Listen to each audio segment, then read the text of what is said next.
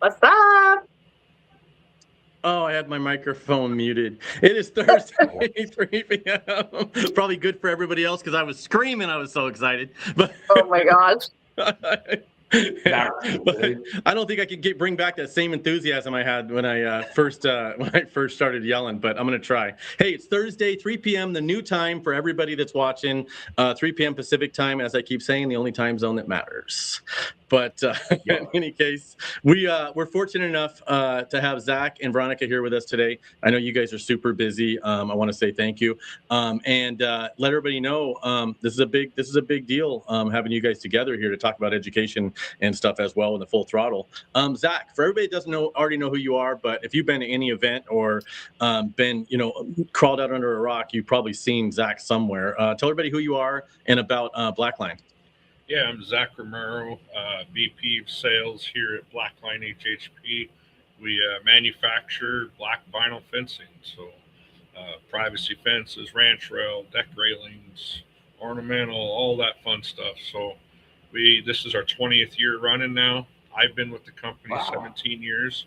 Wow. And yeah, it's what we do. We only do black, so it kind of keeps us busy and keeps us focused. So Yeah, and I know when you guys talk about only do black, you guys really are the ones that specialize in it.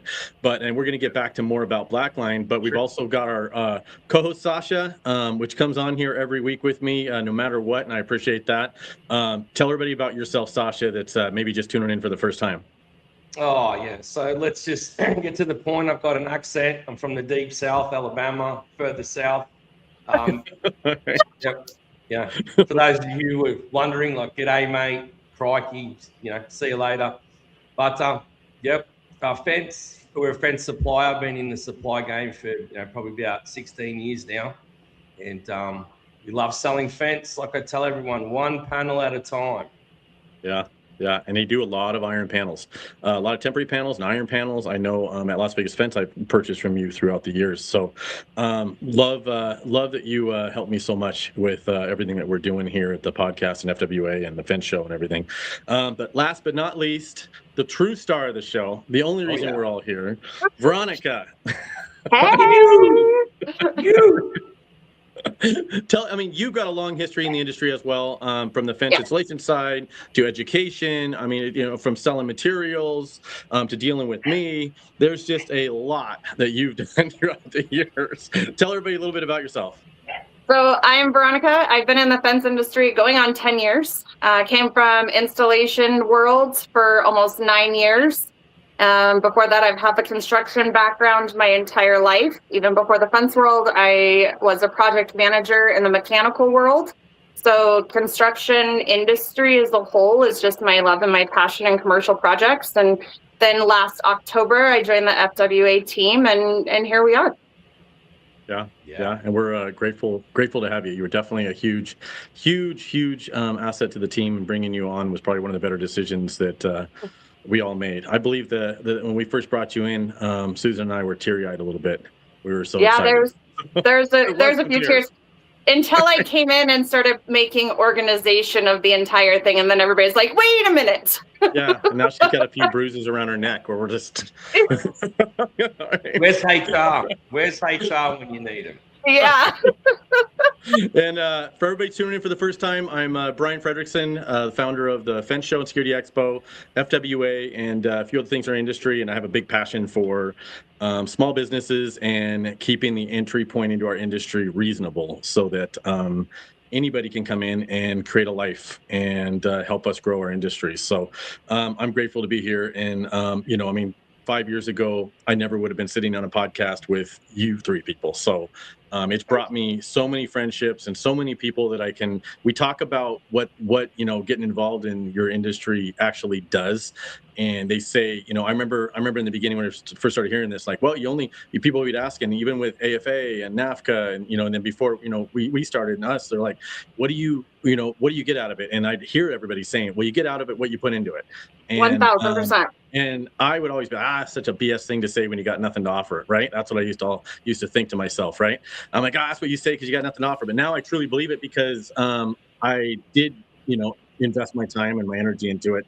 And I got so much more out of it than the time and energy I put in. And I put a lot of time and energy. So I'm grateful to be here in the industry that supported me on everything that crazy ideas that I'm doing. So that's my backstory. Besides running Las Vegas Fence, I basically get to have fun with all you guys and throw parties once or twice a year. They're good ones too. But hey, Vegas though. Let's talk about the parties though that we do throw. Vegas. It's known for spending money, right? I mean, let's face it. That's what it's known for, right? Come here, spend some money, get some drinks, have a good time. What if this year we invested into ourselves instead, and and we actually took that extra effort and we went ahead and got that full throttle pass, which is basically similar to what we'd have on our education passes and things like that in the past, except we've gone to a whole new level thanks to instructors like yourself, Zach, and the other close to 30 instructors that are already on board. Veronica, your dedicated hard work. I know you came into town, Las Vegas, yesterday, and first thing today, you were in the office with me at Las Vegas Fence, and you printed out this first workbook, which was, by the way, you guys, this big, and that's probably as big as all of our classes before. Right now, it's like that's one full day session. So we're coming in tomorrow to start binding the first workbooks and make sure those are configured in a way that actually makes sense to fence installers, so it doesn't feel like we just went on and just printed a bunch of stuff and somebody's just reading from a script. It's work pages and stuff for everybody to actually work through and learn from. So take home with you. So we're excited to get some of that stuff, and we'll be posting some images and videos of those coming out. So go full throttle this year, you guys. Invest in yourselves, not just in Vegas, but don't forget to drop some money in Vegas while you're here, because that keeps us all on the Vegas economy going. Or our bank balance is empty, whichever way you look at it. $8 bottles of water at a convention center, you're going to get your money. And you know what? If you spend all your money and you can't afford any water, come find one of us. We'll get you a bottle of water. Absolutely. It might still say it might be leftover water from demo days or something, but we're gonna get you a bottle of water somewhere.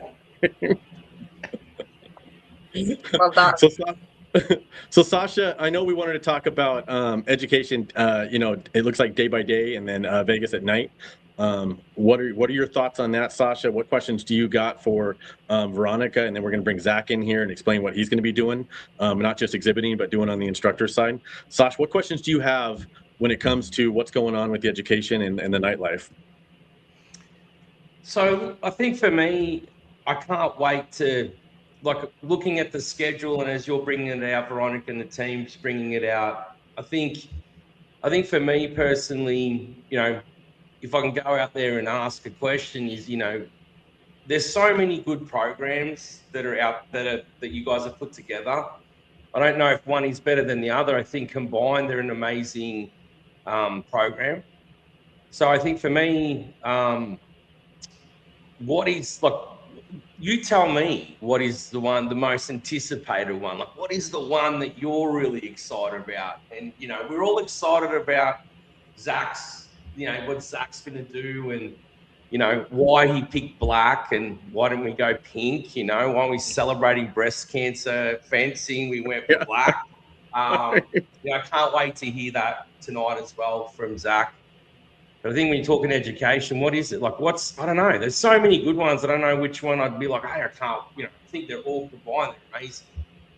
And it's hard for me to even answer this on what would be I'm most excited about. I put so much of my passion and my experience into all of this. So even on Monday, you have the option of 4 great, what we're calling tracks. So they're all day classes. So they start at 7:00 in the morning and they're scheduled until 5:00. There's a lunch hour where we'll be providing lunch during that time. But we're hitting such great content. So the first track is the first day of gate operators. The next track that we have going on is know your customer sales training. Yep. The next one after that is we have bridging the gap between sales and operations. Everybody in this industry or anywhere in the construction world knows that is the hardest relationship, right? Making sure that you're keeping that culture, the communication, you have the tools, and you have things lined out for your entire team. So that's a great one. And then the third one, we're listing it from post to profits. And it is geared towards small business. And we're going to be touching base on how do you keep your crews productive. all day long. And then what financial numbers should you know? Financial basics. What reports should you be handing, when you're trying to get financing for new equipment, or you're looking at new tools or new assets, or, the financial health of your company. So it's really such a wide variety of content. And then it continues on the next day. So on Tuesday, then we add a track in there on how to bid commercial jobs. And that does not start out of how to read plans and specs, because honestly, that's way down on the to-do list when you start getting into the commercial world. You need to make sure that you have everything in place before you even looking at bidding commercial jobs. So we really, it's a lot of content. So the great thing about it is after the show, if you're a member of FWA and through Fence University, you're actually going to have access to all of the education that is going to be provided at the Fence show in October. So if you attended one track, but you were really interested in another track, you're going to have an opportunity to get your hands on that curriculum and that content as well. So let me ask you this then. The whole topic and theme of the week is full throttle. So why are we going full throttle? Why full throttle? If it needs to be. Our industry is missing the whole big picture on education. You can't put the cart in front of the horse. You really have to start at the very beginning on everything. So when we talked about full throttle, what that means, my come to, and I talk about it all the time, is go big or go home. Let's start at the beginning. We're going to start down here, and by the end of it, we're going to be up here. And we're just going to absolutely teach from every part of it from beginning to end, and make sure that everybody is getting the resources and the education and the content that should be readily available to everyone in the industry. Yeah, I love it. Yeah, and let's talk about it for a second about investing in your future, and why it actually might be cheaper than just a night out on just one night out on going out to dinner or something in Las Vegas while you're here, right? I mean, you're going to be here for 4 or 5 nights. The cost of one of these meals is the difference between you getting access to all of this education. Because I don't think you'll find anything this extensive, this amount of resources. I mean, forget about the beer you're going to be able to get, or the food that we're going to have set up. All the stuff we normally have set up for this type of pass and stuff. I mean, that alone is worth the investment, right? That's if you didn't even want to go to the classes. But the amount of education you're going to get is the equivalent of probably spending $10,000 worth of classes throughout the year. So, and you're getting it all in that one week. Bring your team, and you get to experience the entertainment, the education, the expo, everything at once. So, what's the ROI on the education? I guess, Zach, you do a lot of stuff. You go to a lot of I know, I've seen you. You support a lot of events where it's just maybe it's just some tables at the back of a room and there's education going on and stuff. What do you think the ROI on going to, whether this or some other education event for a fencer? Sometimes it's hard to actually measure an ROI because it's a process, right? Education is a process. Your team is always learning. It's not going to be an overnight thing. Oh, they came back from Vegas. Now all of a sudden our revenue's doubled. It doesn't work that way, right? So it has to be a continual process. So it's really hard sometimes to measure an ROI. Even as a supplier myself, I go to these places and there might be 20 people in the room, but I make one good contact. My experience tells me it was worth it. Yeah. Because, hey, I made a contact, but I can't put it to numbers all the time. But Zach, can I ask this question for you? Obviously, like Brian said, there's something about these shows. There's something that whether it's a number or ROI. There's obviously something that's that inspires you. So let me ask you this: what inspires you or inspired you to build this course on vinyl? Like, obviously that's a passion of yours. What was it that was like, I'm going to do this course. I'm actually going to try to teach silly people like Sasha something about fence. Man, I don't know. So for me as a person, like, I used to be very, very shy. So to even the thought of talking to 3 people would have made me physically sick. That's how I grew up. Like, I think Brian has that problem too. Right. We wish. Right. Yeah, sometimes we wish you had. So over time, it's one of those things where it's a confidence. Um, and then to me as well, sales always had this bad connotation. The word sales to me, I pictured a used car salesman, trying to wheel and deal something, those types of things. So I just none of this avenue was ever on my radar. I came from manufacturing, I came from aerospace, I was an inspector. I wasn't like the face of anything, but I just kind of fell into this in a way. Um, but I found the industry itself. I think it started with the industry itself, because I found like, hey, there is something here for a career, for a life. Um, in my mindset, like, oh, I got laid off in aerospace in '09, right? That '08, '09 era. And so I just went and got a job until I could find something else. I'm like, oh, I'm just in a shop at some fence company. My mindset was like, that's not long term. Well, now it's been 17 years, right? So the industry itself, I think, started it. Found like, man, I really like it. I like the people. I started going to the shows, and then as people would pour into me or teach me, I'm like, man, like that's awesome. Like there is something to this, and not just in vinyl, right? Just the whole industry. And as I was consistent at these shows and meeting people, making connections, networking, I just grew to love it. And so it's like, hey, if somebody did that for me all those years ago, why can't I do it for somebody else? I mean, I think that's what it's all about. And I think that's ROI a lot. I think a lot Sure. of times when we try to put a number on ROI, we forget it's the investment of, the industry put this into me. It's provided a great lifestyle for me and my family. And my return on my investment could just be sharing that back. And then, of course, hopefully you can wheel and deal. But Zach, tell us a little bit about you, because my next question, I think will lead into that the follow up of that one. Tell us a bit about Black Vinyl Fence. I love it. Yeah, so black vinyl. It's as anybody who knows fencing, dark colors are dark colors, and there's a whole connotation behind it, and rightfully so, with bad history, bad experiences, those types of things. And so, um, ownership here has been in the building material industry for longer than I've been alive. Lumber mills, all those kinds of things. Um, but has done white vinyl for many, many years, and had a customer who had more money than they knew what to do with, said, I want black.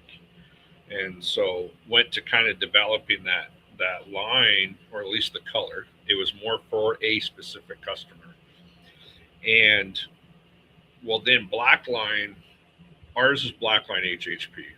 Blackline without the HHP was an existing business that failed.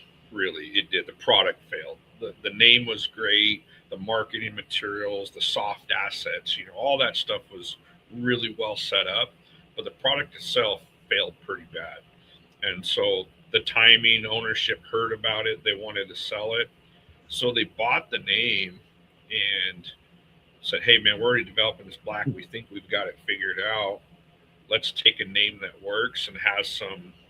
Now, there's a double-edged sword to taking the name of a company that basically failed.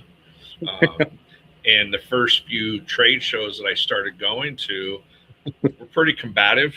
And I wasn't even part of it at the time, but I'm the one who was catching the flack and the fire. People who said, "Oh, I've got that stuff sitting in the back of my shop. I won't ever sell it. I've thrown it out," whatever it may be. I'd even heard of restraining orders between this guy and the old owner, like literal restraining orders, because it was such a bad experience. So it was the double-edged sword of keeping the name, but it also allowed me to have conversations that I never would have been able to have. If we would have came up with some new name, oh, there's just another dark color on the market. Oh, there's just somebody trying it again. And then as the years have gone by, it kind of got to a point where, like, quantity-wise, do I really pick up a whole lot of new customers at these shows? Not a whole lot, just because a lot of people know who we are now, know who I am. but I have to be there every year to keep that reputation established, to keep that confidence from the customer base, from the industry, that hey, they're still here. I feel like if I miss one of the big shows, they're gonna be like, oh, we knew it. It's not gonna work. Right? I believe that. You know, I mean, even after 20 years, if for some reason I got sick and couldn't make it, and our team couldn't make it for some reason, I feel like there would at least be a little bit of talking like, oh, Black Line's failed. There must be something going on. Right. So Well, and every year about February, I call Zach up and I say, hey, by the way, if you don't get a booth at my show, I'm going to tell everybody you went out of business. Yeah, so right. Oh yeah. Well, and you know how it is. You can't even go to another booth of a competitor. You can't go to dinner with somebody without rumors starting that somebody's buying somebody out. You can't just have friends. Oh my God. Hardly, it's right. It's the So somebody who's listening is the one who starts half of this, but nah, that's a joke. But you know, so I would never say that I personally ever set out to like, oh, I'm going to unlock the secret to black. I kind of call black the holy grail of colors in the vinyl world, because it's the darkest color, has the highest heat retention, and the poorest performance in the market as a whole in the industry. But you know, we're at 20 years. We're not owned by some big corporation, some private equity. It's two local guys here that started it. Actually, as of June 1st this month, I am actually part owner now. Oh, congratulations. Yeah, thank you. So it was kind of a here, thank you, sweat equity type of thing. So and the next calendar year, I'll have another chunk. I didn't want to take too much of a tax burden at once, but no, but you know, so you know, I've always treated it like it was mine anyways. A lot of people assumed I was the owner, because I do run it day to day. Now I do have an equity stake, so it's nice. It feels good. But so I never really set out with this mission for this. I just kind of fell into it. And I love the industry, and I just took it that hey, black vinyl is my row, and we'll work it. And it's one of those things where it's working, keeps us busy. I've got able to. When I started, I was literally processing orders, going out in the shop myself, packaging it, shipping it, and waiting for the next order. Now I've got 3 full-time guys in the shop, part-time guys, multiple part-time office people, office. You know, I got another salesman. So it's grown that way, just doing one color. So you know, I tell people like it doesn't matter what you do, if you love it and you put some effort into it, man, you can make something out of it. So good point. Yeah. So hey, I got a question, Zach. I don't do any vinyl, so it's always a mystery to me, and I see it. I mean, I have a feeling we could do it, but I'd probably mess it up. But it's because we sell it material-wise, and every once in a while you hear someone say, oh, you know, you don't want to buy that stuff because, you know, a certain manufacturer, this stuff's junk and this stuff's better and that. I mean, and I'll be honest, I can't tell the difference when I'm looking. So, I mean, I could walk into a big box store and then I could walk into, you know, the best manufacturer in the country, and I can't tell the difference in the products. So how do, you know, talking to people outside of the vinyl that are just, or you know, just familiar, or is it like some of our industry where we just think that this product's better, or we think that one's better? Is there actually better vinyl products? Is some better than the other, and what makes it better? I mean, how can we tell as you know, contractors looking? Oh, absolutely. I mean, there's multiple factors in that. You know, when I'm talking to homeowners for say, you know, they'll be like, oh, I got a price on this vinyl. Well, they're looking at Home Depot, right? It's all about wall thickness. It's about recycled versus virgin material. You know, Home Depot and Lowe's, they still want you to put a wood post in the vinyl post. Well, first of all, common sense tells you that defeats the purpose of having a fence that doesn't rot and degrade, right? So what's the point? You know, but your wall thickness. And I tell people, any quality vinyl fence, it doesn't matter who the manufacturer is, if it's asking for internal support like that, the quality's not there. You know, you have to look at performance, at the history of the company. You just do. But really, like, you can get very technical, but on the surface, I talk about wall thicknesses. I talk about virgin versus recycled material. I talk about mono extruded versus co-extruded. But I can tell you, manufacturers will argue that over that all day long. Coke extruders say Coke extrusion's the best. The mono extruders say the mono extrusion's the best. You have to get very technical, because I do believe there's times Coke extrusion does make more sense. I also believe mono extrusion makes more sense. It all depends on the application, what color you're doing. There's a lot of factors, and you can get very deep in the weeds over that. I'm a mono extrusion. I only do one color. For me, what we do, I feel like what we're trying to do, I have to do it my way. Right. In black, most people try it different ways, and the performance speaks for itself, right? We're the only ones who do it our way, and it's worked. And I was kind of saying that earlier. We're not a large, we're a national company, but I call it, when I say national, I'm talking about hundreds of millions of dollars and whatever. If we had warranty claims coming out our ears, we had been out of business a long time ago. We couldn't afford it. Yeah. So no, we're not perfect. Nobody is, but we stand behind our product. And so to tell you about vinyl, it all depends on, I'd be talking to you about your application. Is it residential? Is it commercial? But really a decent vinyl is going to work for both applications. A lot of it depends on your installation methods. Is it just, if you got a lot of wind, or you got to go deeper? Are you up north with frost upheaval? Are you mounting to a wall? It's usually the installation is the difference. A good vinyl can carry across commercial, industrial, and residential, but it's the installation methods that make the difference. And a lot of manufacturers like me are very limited on our knowledge on that part. So we try to keep up on it to say, hey, what are you doing? Here's what I see most guys doing. Or, hey, how do you normally do it? And I have to give feedback to the best of my ability. Say, yeah, that can work with our product. Yeah. You got the driven method now, right? The wet set, dry set. I mean, that's a whole years long worth of arguments. To me, I don't care. To me, it's the same thing. Whatever works for you, your environment, whatever, you got to do what you got to do. So do they stamp? I mean, like, say we're just trying. I mean, I'm just a dumb desert fencer, and he's a dumb Aussie fencer, and we're just out there. Him and I are going to a box store, going somewhere, and we're trying to buy some vinyl fence, or we're trying to look at suppliers.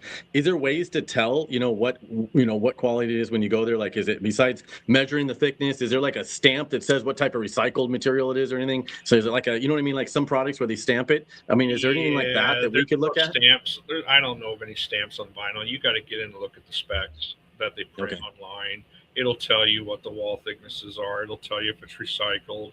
And a lot of times everything is distributed in a trade name, especially when you get into box stores. But they usually all lead back to only about a couple of companies. And so some companies will have their green series, thinner wall thicknesses, and they're made just to be able to get into the box stores. Because box stores are all about price point. They don't care about quality that much. To them, it's a numbers game.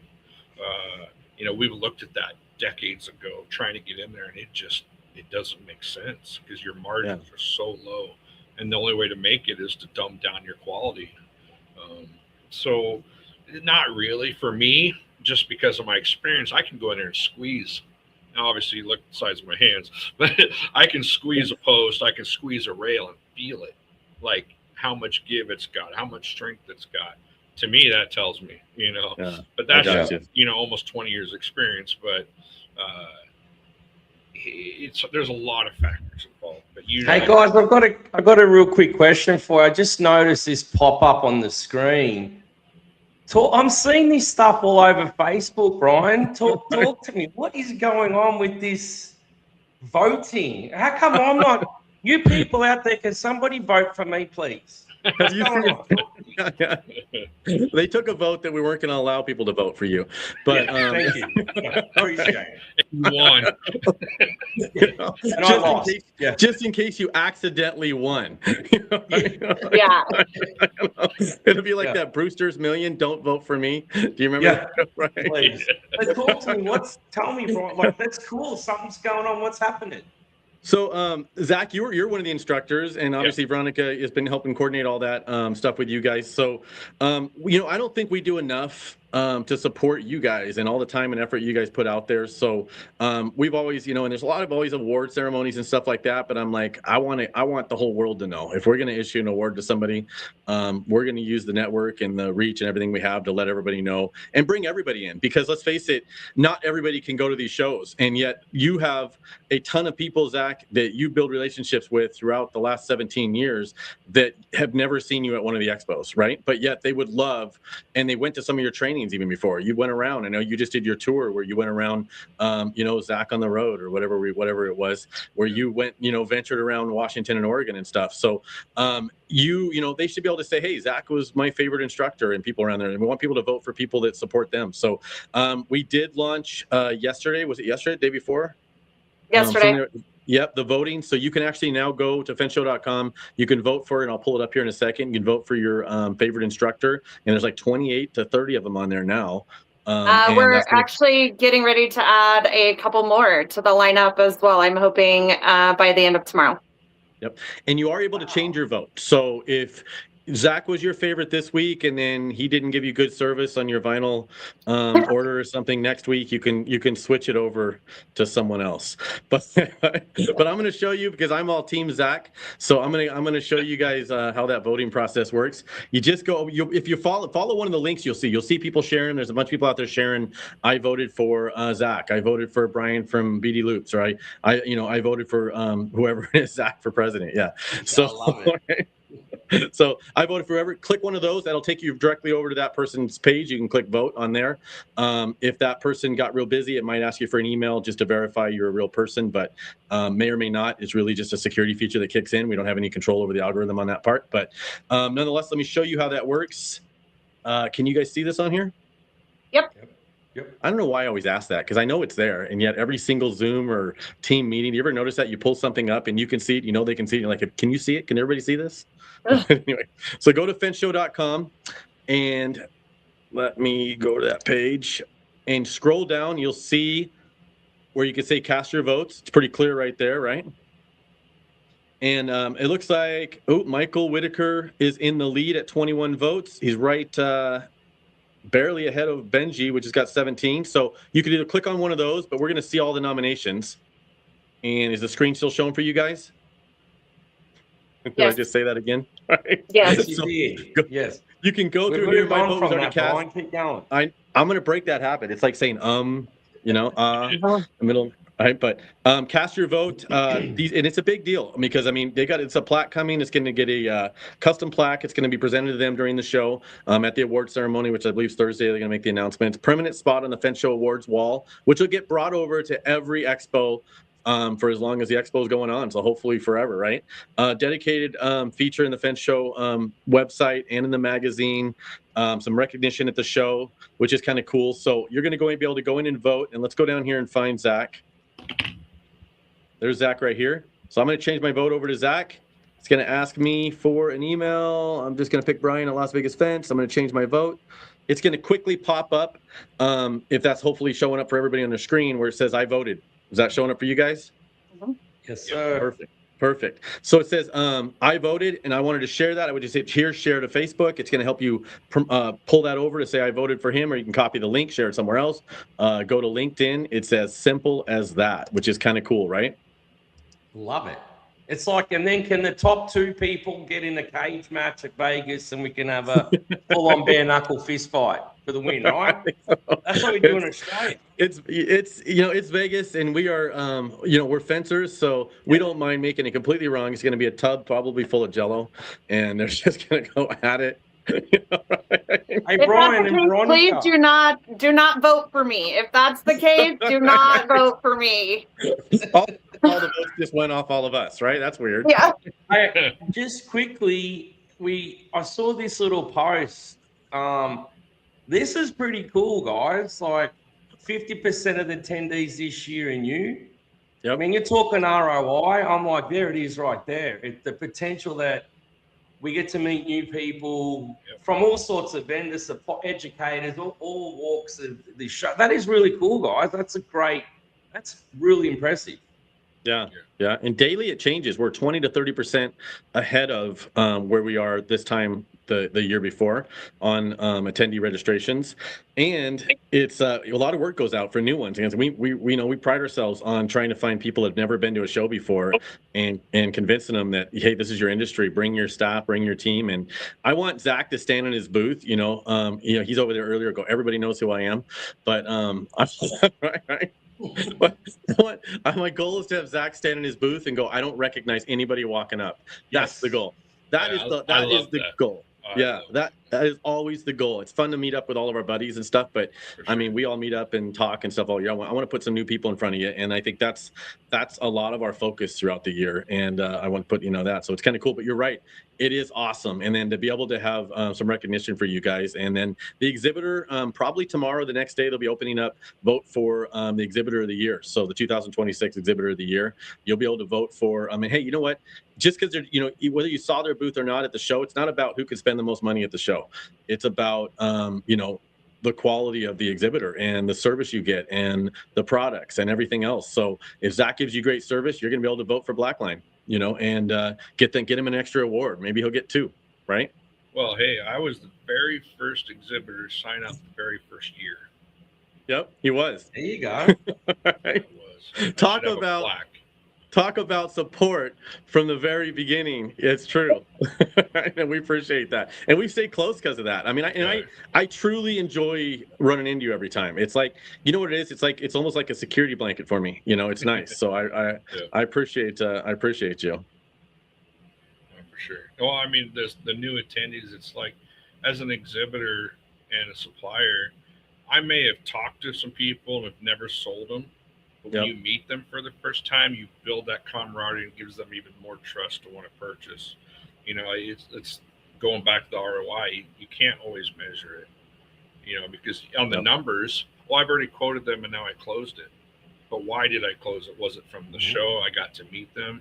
You can't put that into a number all the time. Yeah. So. Yeah. No. Yeah.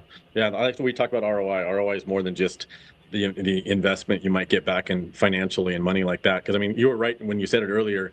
There's no quick fix. You don't go to any kind of expo, fence show, training, education, walk back, and all of a sudden everybody's following procedures because you went to an expo.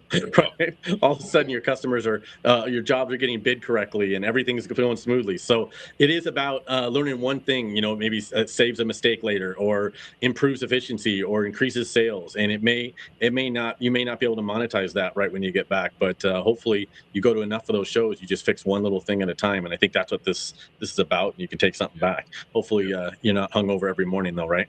And you can take something. But it's okay. We got workbooks, right? So I do want to get into this. I know, Veronica, it looks like you're at an antique store or something, so you're probably want to go back to your shopping, but I'm actually in Las Vegas. Got to come hang out with you for a couple days, and I'm at my parents' house, so I'm actually in their guest room, like trying to prop myself up against the corner. So, the things we do for our industry. Okay. So we have some questions, Sasha and I do, about building the Full Throttle education experience out, and what that was like for you. So, how did you approach building the Full Throttle education program? I'll start with that. Honestly, the years of experience in the construction industry and in the fence industry, I really just took all of the wishes and needs and wants that I've been looking for throughout the years and put them onto paper. Is really the direction I came with. I've attended education and I've attended sessions and I've left pissed because it was a sales pitch, or they touched base on one little tiny itty bitty part that might have been in the middle of the road, or they, didn't take it that extra few steps where I would have really been able to get something out of it. And you leave disappointed or you leave irritated because not only do you lose an hour of your life, you've lost 2 because you're behind an hour, right?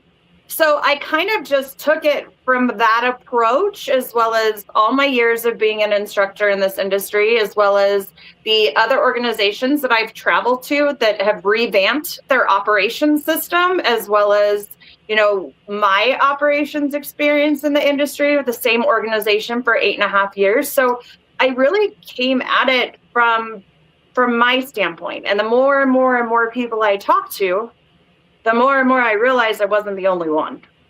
Yep. So that was really my approach to it. Yeah. So I know I didn't know if you wanted to get this one, Sasha. Let me ask one more, and then I know you wanted to go into the rapid fires. So I'm just going to take care of a couple of these ones. But how were your instructors selected this year? Because a lot of times you just hear a lot of announcements. Hey, we're looking for anybody that wants to come teach or this or that. But you were a little more strategic about this. We had some conversations, and I'm like, hey, I'm just going to do a post and see who wants to come. Right. And I'm like, that's no, just no, you're not. That's just like anytime somebody has a question, I'll just do a post on fence industry only, right? Yeah.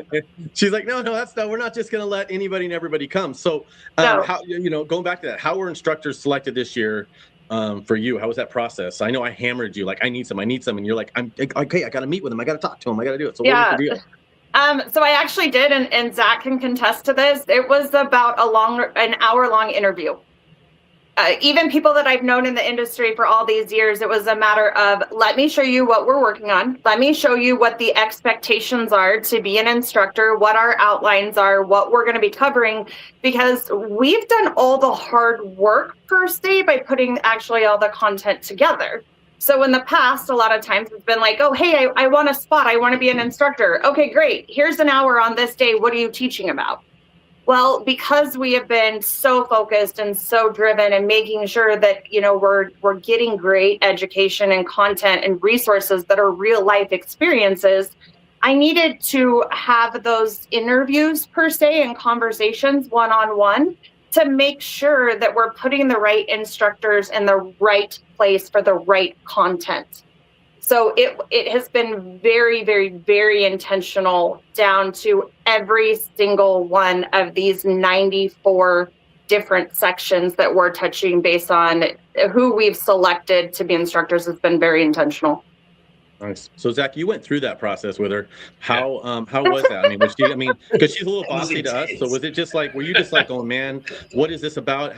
Was it actually different? Did it feel different than most of your things that you went on? Absolutely. To the point where at first I'm like, do I want to do this? Because it was so, she's like, oh, we're going to have the curriculum. I'm like, and I'll be honest, my first reaction, like, you're going to tell me what to teach? Right? Like, but it wasn't that way, but that's how it first crossed my mind. And I'm like, I'm used to being like, oh, here's your slot. What do you want to talk about? And that's the last you hear from them until you show up. Yeah. So, I like that there's a structure because there has to be an intention. I've been to so many shows, even if it's a regional show that's smaller, and yeah, they can organize well. And hey, here's the room you're in, and here's your whatever. But a lot of times the attendees are like, what am I doing? Which class am I in? Yeah. Oh, this is the wrong room. And then you think, oh, I got a good turnout. And then half of them leave when they realize it's the wrong room. And doing the tracks, like Veronica said, because like I do sales. And so I'm always online looking for like actual sales trainings and just looking around, and everything is about tracks. You pick a path and an avenue with a clear intention and a clear goal. Here's what I want to learn this week, and I can actually follow that track. And that's a very common phrase in trainings and conferences. And so it's really refreshing to finally see that, hey, there's a clear path instead of just like, oh, maybe I'll go to this one, kind of like on a cruise ship, right? Well, maybe I'll go to this event at 3:00. Maybe I'll go to this one at 2. Mm-hmm. And what did I just do? So at first it was a little like, it almost felt restrictive because you've never had that. But it's not really restrictive. We're working together to build a curriculum. But my first reaction was like, huh? So because I have done it before a few times. And so I appreciated the effort that Veronica's put into this, because even as a teacher, I can have my tunnel vision of what I think needs to be taught. But when somebody else is doing it with you, who, like for her, she's been on the installation side. I haven't. I do a little bit locally, but it's nothing to that avenue. I need the input of like, what do people really want? Not just me flapping my lips all day long. And then will I get in trouble for talking about my product, or will I not? Or there's just never these clear guidelines. And so it was a little like, okay, there's a lot to digest here and whatever. but I really think it's going to pay off in the end. But Zach, can I be honest? I've noticed as we're meeting these instructors leading up to the show, the interview must have been pretty intense because your left eye seems to, and I've known you for a minute, it's twitching a lot. You know, so First, yeah. Sasha, just because I have threatened every single one of them. Yeah. You're not alone, Zach. We all sat in a room one time after our conversation with her when she came on saying, she's going to tell us to do what? And Yes. And, Help. you know, Help. I have to say exactly what Zach said. If it wasn't for every instructor that we have announced that has decided to be an instructor on our team, what we're working on and what we're building would not be possible, because this industry, and anybody that knows me and has heard me speak knows that point A and point Z in this industry are always exactly the same thing. I don't care if you're an installation company or a manufacturer or supplier, point A and point Z are always the same. However, there are millions of different ways to get from one point to the other. So what the approach that we've really taken is to make sure that we're getting a variety of different avenues, a variety of different things, and giving some standards, the overall process locked in, as well as forms and resources and different ways to do things, so that way you can take it back, cater it to your operations, and put it into effect. Nice. Yeah. So one more question for Veronica before we get into the rapid fire, which we're excited about, which I don't see those, by the way, until the moment we're asking those questions either. So it's always fun.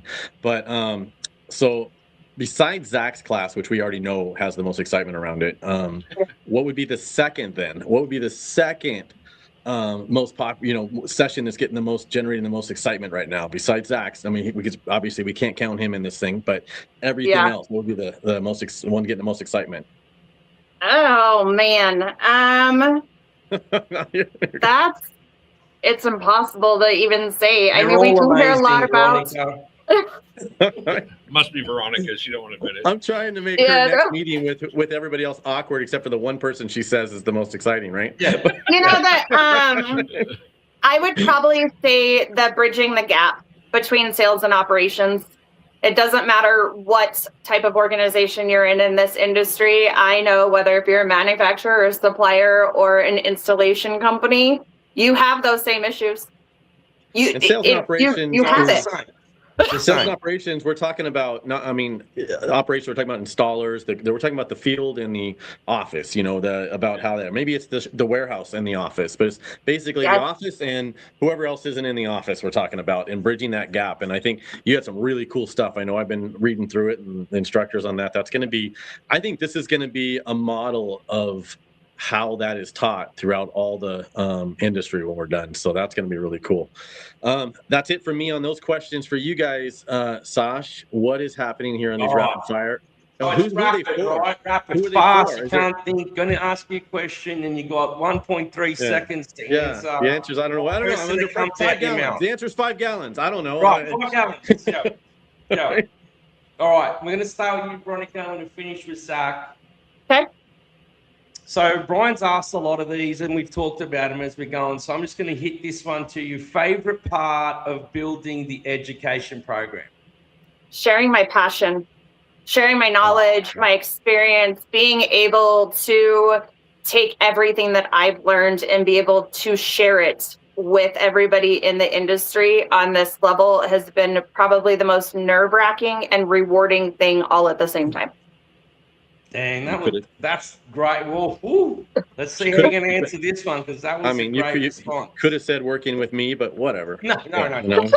No, we don't lie on this podcast. That answer. Right? I don't know if you know me. Yeah, make it all about you, Veronica. Make it all about you. I will. Okay. You do that, because it doesn't say rapid fire. Brian answered the questions, does it? Yeah. So you make it all about you. Okay, here's the final one, real quick, because you've answered a lot of. One reason people shouldn't skip Full Throttle this year. Like Brian was talking about a little bit ago, the amount of investment into training and the education that you normally get to this magnitude would cost you tens of thousands of dollars to send one person. One. Yep. You can send your entire team, attend different tracks, get all of this education for a fraction of what it would cost to send one person. And when we talk about the cost that goes into this, I mean, there is the hotel discount code because we've worked with the South Point. So rooms are discounted. The full throttle pass right now, it's on sale right now. So that's a fraction of the cost. The education Monday and Tuesday, that comes with lunch.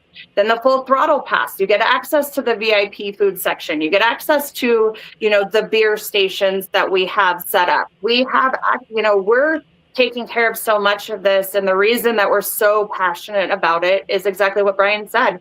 We want to make sure the entry point into our industry and everybody's coming at it with tools and resources to be successful. I love it.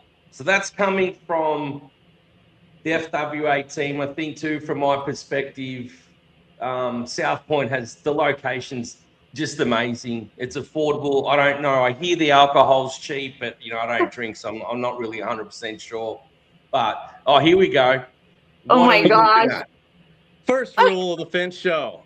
Host hotel must be 85 a night, so everyone can go. Go back to what you were saying. Listen, Brian, you and your AI, I'm loving it. I'm loving it. So that's No, from 'cause, like, Veronica. All right, so that's going to put you on the spot real fast. Can't think about it. Whatever comes out your mouth is the answer. We're holding you to it. It doesn't matter. So here we go. Biggest vinyl installation mistake, in your opinion? Not screwing in the U channels. Oh, Yes! yeah. Yeah. I like that one. All right, next one. And I think that's really well put. One thing every installer should know. Oh, man. That's It's supposed to be loaded. rapid fire. That is so loaded. That is loaded, Sasha.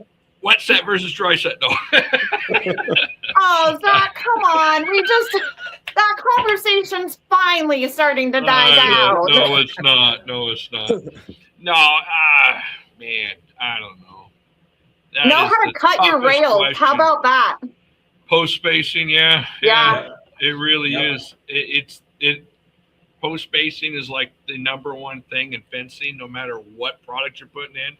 But in vinyl, it's that so much more. Because you get these guys saying, "Oh, can I get a rail just a little bit longer?" It doesn't work that way, Sunshine. Yeah, especially you want the warranty. And know how to do that post spacing in elements like Wyoming. We're used to 75, 85, 95 mile an hour winds. Yep. And so your normal vinyl installation in other parts of the country, you don't have to worry about wind load like that. And you need to know on your post spacings when it comes to vinyl and how to adjust for that. And the product that you're using, how do you adjust? Because there are adjustments in different types. I was at Country Estates, I believe it was in Riverside area. I think they had a facility up there, and they had a vinyl weld. I'm almost sure it was that when I was visiting that property, they had a vinyl welder. So why can't you make So why can't you make a rail longer? I mean, can't you weld it? Hey. Let's not digress. Brian's in on it. What? Brian's in on it. You, buddy. Brian's taking us off the rails. Yeah. Right. Last question for you. Okay. Give us a plug for why we should attend your class. Tell us something. One thing real quick. Why should we attend your class? Because you don't know what you're going to learn. Oh, the mistake. Well, as a teacher, the greatest thing is to see somebody's eyes light up because something clicked. Yep. And you might not even know what it is or what your intention was, but eyes light up. That's why we're there. Yeah, well said. That's rapid fire with the well said. With the I think that's I know we've actually went actually right under the hour. We were going to try to do 45, so it just was flowing. I know I could go on forever with Zach, but you guys, thank you for coming on. Everybody tuning in. Next week we've got a new instructor coming on Thursday, 3 p.m. Pacific time. Don't change your boat next week. I already know how it's going to work. You can already sense this now. Oh, you called him. Yeah. Yeah. Caught it. So, go to fencshow.com/vote if you want to go straight to vote and see all of the instructors and vote for one. Share it. Hey, if you vote for someone, share it. Help them. They deserve it. If you went and voted for them, you voted for them for a reason. So share the love. Get it out there. Everybody for tuning in. I appreciate it. Everybody for coming on the podcast. Veronica, Sash, Zach, you guys made it fun today. I appreciate it. Everybody, we will talk to you next week. If you don't watch another podcast before the show, we will see you at the show. October 5th to the 9th. Go to fencshow.com and get registered. Thanks a lot, everybody. Sounds good.